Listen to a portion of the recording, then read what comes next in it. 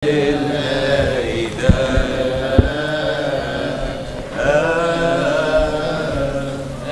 الله والابن والروح القدس إله واحد امين. تحل علينا نعمته وبركته الى ابد الابدين كلها امين. النهارده هنكمل مع بعض السلسله اللي ابتديناها أسرة حسب قلب الله. والنهارده هيبقى الموضوع دور الاولاد في تجاه ابائهم وامهاتهم. فعشان كده هتبقى العظه النهارده in English لان احنا بندرسنج الولاد ومعظمهم they understand only English. So today we are going to be continuing the series we started, a family according to God's heart, and we'll be talking about the role of the children towards their parents. And as you know, last week we told the parents what's the role towards the children. So this week it's your turn for the children to listen and know what's the role. And we have 12 points also that we'll go through, and the first point is about appreciation and gratitude. Appreciation and gratitude. You don't know this, but it's not an easy job to be a parent. It's not an easy job to raise kids, not.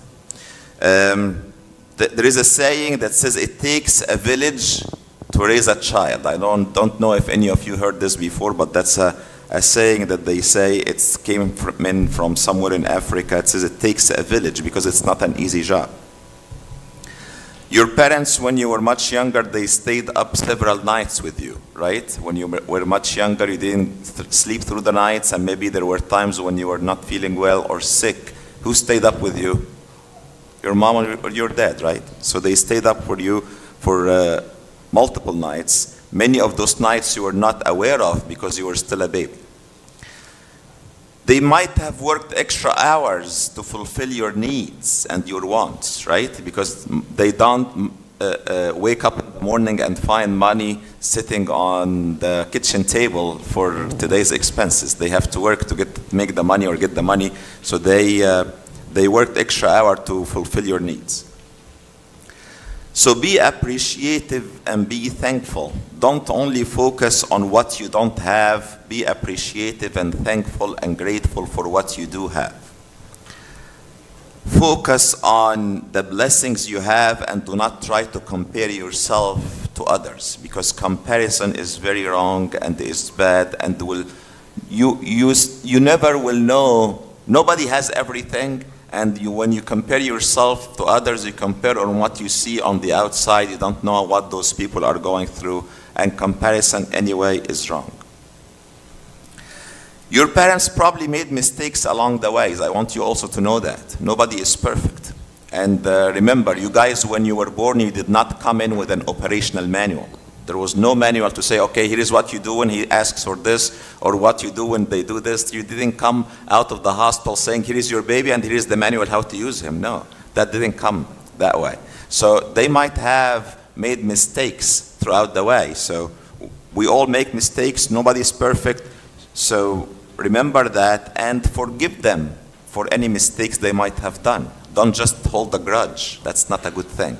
You will not be successful, and you will always look at them the wrong way. Number 2, follow the rules and be obedient. Follow the rules and be obedient. In the Bible, the book of Proverbs, it says, my son, hear the instruction of your father. That's the Bible. And do not forsake the law of your mother, for they will be a graceful ornament on your head and chains about your neck. So these are the instructions. The instructions of their mother and your father will be an ornament on your head and a chain around your neck. And in the book of Ephesians, also it says, children, obey your parents in the Lord, for this is right. Children, obey your parents in the Lord, for this is right. We seem to all rebel against rules. We don't like rules, but here's what I want you to imagine. Imagine we live in a world without any rules. Would that be good or bad? Many people say, yeah, oh, my mom and my dad will not ask me to do anything. I want that. But I want you to imagine for a moment there are no rules. To make it easy for you, imagine there are no traffic rules. No stop sign, no red lights, and if someone, if there is a red light and they run it, there are no consequences. What would that world look like? Very chaotic and unsafe, very dangerous, right? Very dangerous. Imagine also there are no consequences for anybody who will steal or kill or murder or do any of those things. Would you feel safe? Absolutely not. So the rules are put in place for your own safety and protection. Rules are put in place for your safety and your protection. The problem, as I said, with most kids and their parents are about those rules. They don't want rules, and if there are rules, they don't want to follow the rules. And that's most of the problem between kids and parents.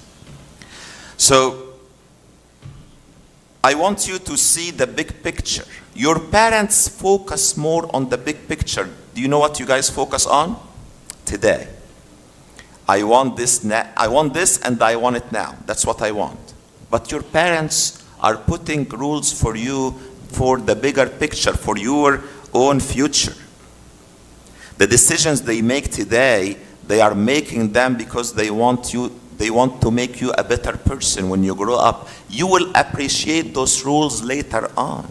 You will appreciate them when you grow up. Many people, they said we didn't like the rules that their parents put for us, but when those same people grew up, they said, now we understand why did they put those rules. Why did those things happen? I'll give you some examples. Imagine, or not imagine, for example, your parents limit your screen time. You don't like it. They will tell you enough screen time for today, enough playing on your phone or your iPad or whatever. You don't like it. But they are doing this because they want you to be doing something better. They don't want you to be, your mind to get addicted onto those things. They know that that can become an addiction. And once it becomes an addiction, it's not good for you. Another example, when they tell you study, leave what you're doing and go study. It's not because they want to deprive you from the fun you're having. No. Because they see that if you don't do this now, you are going to have a bad future. And if you study, that's how you can have a good future, and that's what they care about, your future. You don't see that. You don't see it. You just want to have fun at the moment. That's what you care about right now. Number 3, respect. Respect. In the book of Exodus, it says, honor your father and your mother. And this is one of the 10 commandments. Honor your father and your mother. Watch what you say and how you say it when you talk to them. Watch what you say and how you say it. Do not talk to your mom and dad the same way you talk to your friends and your colleagues. No, they are not the same age or the same level. You have to honor them and respect them. Your parents loved you, although sometimes at the moment you will think, oh no, I don't love them, they don't love me, I don't want to have to do anything with them. That's not the case. They loved you before you were even born. Think about it. They had the option not to have children at all. They loved you even before you were born. That's why they decided to have children. They decided to have you. And you are their whole life. For them, you are the most important thing in their life. You don't see it that way because you didn't get to do what you want to do now. Seriously? That makes you think your parents don't like you because they didn't get you or give you what you want? That doesn't work that way. It doesn't work that way. They love you, and the respecting them is very, very important. And it's a commandment. Number 4, accept you will not always get things your way. Especially if you are a teenager. Accept you will not always get things your way. The problem we have that most kids or teens, they go into a conversation committing that they will come out winning. I will get out of this conversation what I want. And then when it doesn't work that way, what happens? Problem happens. How come I didn't get what I'm asking for, and just hell broke loose when that happens, right? That becomes a problem. Admit that you will not always get things your way. Don't make every conversation an argument. Don't make every conversation an argument. It's not about who wins the argument and the conversation. It's about having a dialogue, having a conversation with one another. There will be times when you want something and they will say no. Before it happens, tell yourself it's not the end of the world. It's not because you wanted this and they said no, it's the end of the world. Please, no. You are hurting yourself more than you are bugging them or bothering them.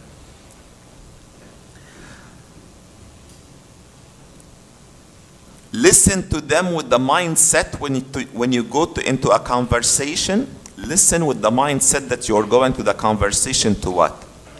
To learn. To learn, not only to win the conversation or the argument. Get into the conversation to learn from them. Remember, at the end of the day, who has more experience, you or them? Definitely them. Why? Because if you are, they have been in this world a lot longer than you. So have learn from their perspective because they have more experience than you. Number 5, be reasonable, considerate, and compassionate. Be reasonable, considerate, and compassionate. Understand they will not be able always to give you everything you ask for. Maybe they can't do it financially. Maybe you are asking for things that they cannot afford financially. So you need to be considerate. Not because your friend or your colleague or your classmate has it, that means you have to have it. If and I encourage parents to tell their children when it's something they can't afford financially to say, that's too much for us, we can't afford this. Maybe not this year, maybe next year. Maybe you want to save some money from your allowance. But not because somebody has it, you have to have it. Also understand their physical limitations.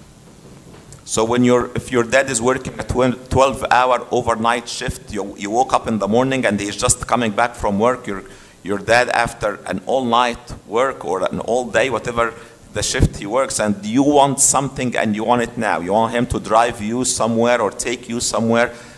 Understand their physical limitation. They might not be able to do that. Number 6, be responsible. Be responsible. Have a sense of responsibility towards them. They might assign to you some chores at home. Be responsible. You should. In fact, you will appreciate that later on. You don't want the first time to know how to, to put the dishes in the dishwasher or take the trash out or work around the yard when you have your own house. That will be a mess. You will appreciate later on when you know how to do those things. So number 1, have a responsibility towards them with house chores. Another responsibility, by the way, although it's for you more than them, it's by being successful. Be successful. Many parents, all they want from you is be godly and be successful. Do what God is asking you to do and be successful at school. It's much simpler than you think. We think, oh, life is very tough and very hard. If you do those 2 things, that's all what they want from you. I'll tell you something else that we always think it's the role of the parents. You always think it's the role of the parents, not your job. But one more thing that I want you to show responsibility towards your parents is urge them to do the godly things. Meaning what? If you don't see your parents praying on a daily basis, you go and tell them, you know what, we need to pray at least once a day. Take that as a responsibility on yourself. If you don't see them reading the Bible, tell them we need to read the Bible together once a day. If you see your mom or your dad staying at home when it's a Sunday, don't just say, okay, if your dad, for instance, I'm not getting you to rebel against them, but if your dad tells you, okay, go with your mom, I'm not going to church today, tell him, no, Daddy, you need to go to church. It's for your own good. Have a responsibility. Don't just be living in that house. Have a family life. If you don't feel that family life is happening, take ownership. Take ownership. Take a responsibility and make it a family life. Number 7, be smart. Right? We all claim to be smart, and that's an awesome thing. But I want you to use that wisdom in a way that helps you and make your family stronger. Be smart. Choose the right time to talk to them. Choose the right time to talk to them. Again, do not try to win every argument that bothers them, because they will feel it, that you are just, sometimes we argue for the sake of argument. So don't just argue for everything. I'll tell you a secret. The less you ask for things, the more you get. The less you ask for things, the more you get. Why? Because if you are asking for 10 things every day, there is no way your parents will give you 10 things every day. So they will give you one, and it might not be the one that you want the most. And then they will say no, they will get used to say what? No, no, no, no. But if you ask for one thing once in a while, what do you think will happen? They will say, oh no, John doesn't ask for things much, and it was the one thing he asked for this whole month, I'll get it to him. So the less you ask for things, the more you get. Again, be smart and seek their opinion in many things. They have more experience than you. Do not think, be smart, and do not think that you know it all. Sometimes we get to that teenagers age where we say, okay, no, I know more than them. They don't know anything. They haven't been to schools here. They haven't lived this life. They were not, when they were born, even they didn't have a cell phone. I know all of these things, and when we get a new gadget at home, what happens? I am the one who knows how to set it up. They don't know. And we think that way, that we know more than them. But it's not the case. Don't think that you know it all. Don't think that you know it all. In fact, the Bible says, do not be wise in your own eyes. Fear the Lord and depart from evil. Do not be wise in your own eyes. You know, the Bible says, who is wise in his own eyes? Who is wise in his own eyes? The foolish. The foolish is the one who is wise in his own eyes. Number 8, choose your friends carefully and ask for your parents' advice. That's a very big one. There is something that's very important. Your friends affect you and shape who you are without even you noticing. Your friends affect you and shape who you are without you even noticing. You know, there is a saying, tell me who your friends are and I will tell you who you are. Tell me who your friends are and I will tell you who you are. So if you go to someone and tell them, those are my friends, and those are people who are godly, they are deacons, they go to church, they pray, they will say, oh, this is definitely one of them. He is probably a person who goes to church and he's a deacon and he is good spiritually. If I'll tell you who your friends are and you'll show me a bunch of kids who don't go to school, who are always troublemakers, who maybe smoke weed or do whatever it is, and I'll say, tell you those are my friends, I'll say you are definitely doing the same things. You are doing the same things. They affect you without you even noticing. You don't, trust me, you don't want, and listen to this, you don't want to ruin your life, your whole life, just to have fun now. You don't want to ruin your whole life because you want to have fun now. And that happens when you hang around the wrong people. Number 9, your siblings. Love your siblings and treat them nicely. Be a role model to those who are younger than you. And be respectful to those who are older than you. So regardless of your rank in the family, you have siblings, so if they are older, respect them. If they are younger, be a role model to them. You know what's the best thing to have out of your siblings? Is that your siblings become your friends. You know why? I'll tell you why. Any of you think about the friends you have or you had 5, 6, or 7 years ago. Just think, 6, 7 years ago, the friends I had were such and such and such. Where are those now? They are likely 90 or 80 or 90% of them are not your friends anymore, right? Now I want you to think about the siblings you had 5, 6, 7 years ago. They are still your siblings. They don't change. The best thing to have is to make out of your siblings your friends, because those will be your friends for life. Number 10, be the source of joy for your parents not a thorn in their sight. Be their source of joy, not a thorn on their side. Make them proud of you. Make them proud of you. You know who is the person that your dad wants to be more successful than him? It's you. Everybody wants to be the most successful person, except they will be okay and they will be happy and proud if you are more successful than them. They want you to be more successful than them. And by the way, making them, as I said earlier, making them happy is easier than what you think. Just respect them, obey them, and be a godly person. That's it.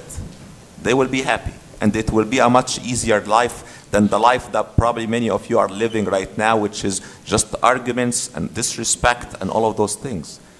Obey, love them, and be a godly person. Respect them, obey them, and that's it. And be a godly person. Number 11, be honest and be trustworthy. Be honest and be trustworthy. Gain their trust. How? How do you gain their trust? By doing one thing, simple. Do not lie to them. Do not lie. Be trustworthy. Be honest and do not lie to them. And you know what? If you don't lie to them and you end up in any situation you mess up, they will support you. They will support you. They will have your back. But if you lie, you lose their trust. You lose their trust. And it will take a very long time to gain their trust again. Because anytime they ask you for something, or did you do this, or did you do that, and if you had lied before, they will say he's probably lying, or she's probably lying. You don't want that. Number 12, be a godly person. Be a godly person. You know, if you do this one thing, being godly, that will take care of all the other 11 points. Because a godly person, if you are godly, means you are spiritual, you are a child of God, or a son or a daughter of God. All the other stuff you will do anyway. If you are godly, you are going to love your parents for sure. You will respect and honor them because that's what the Bible asks us to do. You will definitely care for them. You will be grateful and you will not be rebellious. You will be honest because no godly person lies. You will be honest. And they will trust you. If you are godly, you will make the right choices. You are not going to hang around the wrong people because you know they are going to teach you wrong things. So you are going to make the right choices. If you are godly, you will spend your time wisely, which one of the issues you have with your parents, saying you are spending too much time on this or on your iPad, your phone, your game. So if you are godly, you will spend your time wisely and you will be successful, which is what they want you also to be. When you are godly also, you will follow his commandments, and God will guide you. Because you are godly, he will guide you. In the book of Proverbs, it says, in all your ways acknowledge him, which is acknowledge God. In all your ways acknowledge him, and he shall direct your path. God will direct your path when you acknowledge him. Finally, I'll give you a general advice, something that I see all the time happening. Do not rush to grow up. Do not rush to grow up. What happens usually, preteens are rushing to become teens. Why? Because when I become a teen, I'll get my phone, I'll have social media account and all those things. So they are rushing for those things. And guess what they are missing out on? The preteen years. Just live those years. Don't rush to become a teen. And what happens with the teens? They are rushing to become adults. They are rushing to become adults so that they can drive, they can go out with their friends. Don't rush it. Don't rush it. Enjoy the moment. Time will come when you try to rush those years and they will come back and will say, I didn't live my childhood. Live the moment and enjoy it. Don't rush it. And the book of Ecclesiastes in the Bible says, to everything there is a season. To everything there is a season. A time for every purpose under heaven. So all those things you are rushing to do or become will happen anyway. Do not rush it. There is a time for everything. May God give us to live according to his will, and glory be to God forever. Amen.